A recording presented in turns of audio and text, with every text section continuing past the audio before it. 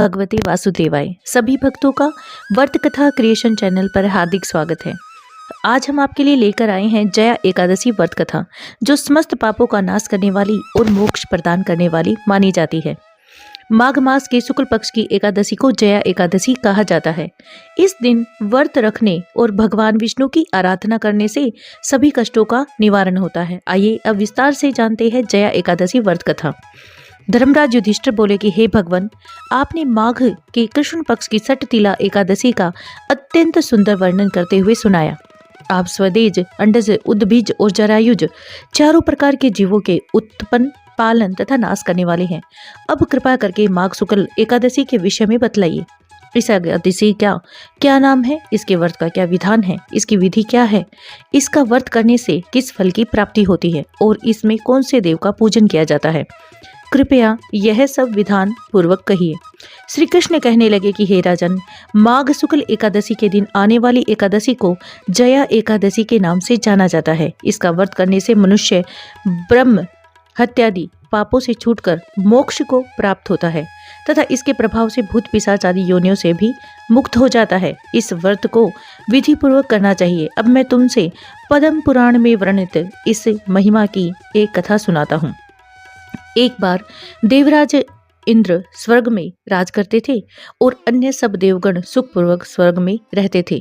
एक समय इंद्र अपनी इच्छा अनुसार नंदन वन में अप्सराओं के साथ विहार कर रहे थे और गंधर्व गान कर रहे थे।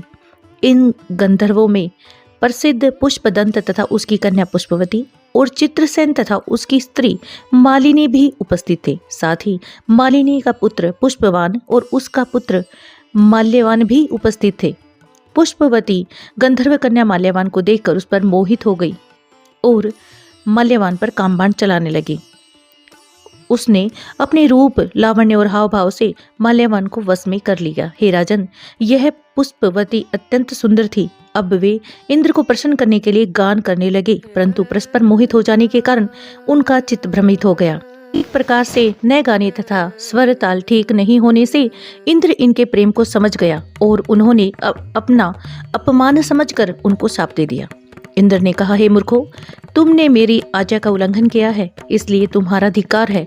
अब तुम दोनों स्त्री पुरुष के रूप में मृत्युलोक में जाकर पिशाच रूप धारण करो और अपने कर्म का फल भोगो।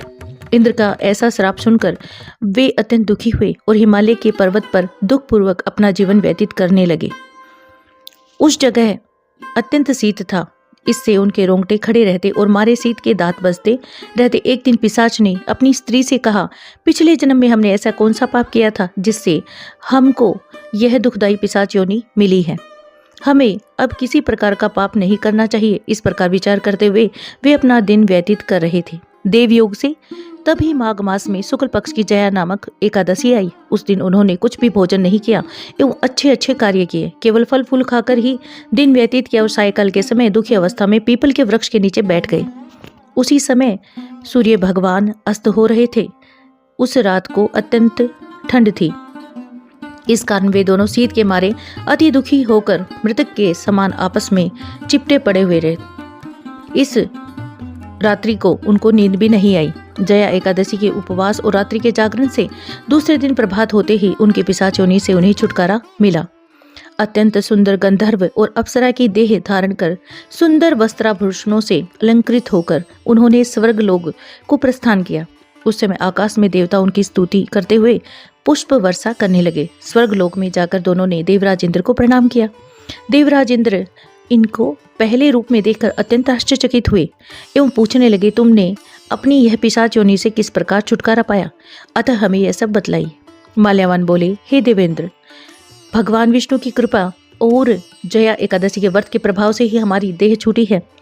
तब इंद्र बोले कि हे माल्यवान, भगवान की कृपा और एकादशी का व्रत करने से न केवल तुम्हारी पिशाच योनि छूट गई, वरन हम लोगों के भी वंदनीय हो गए, क्योंकि विष्णु और शिव के भगत हम लोगों के वंदनीय हैं।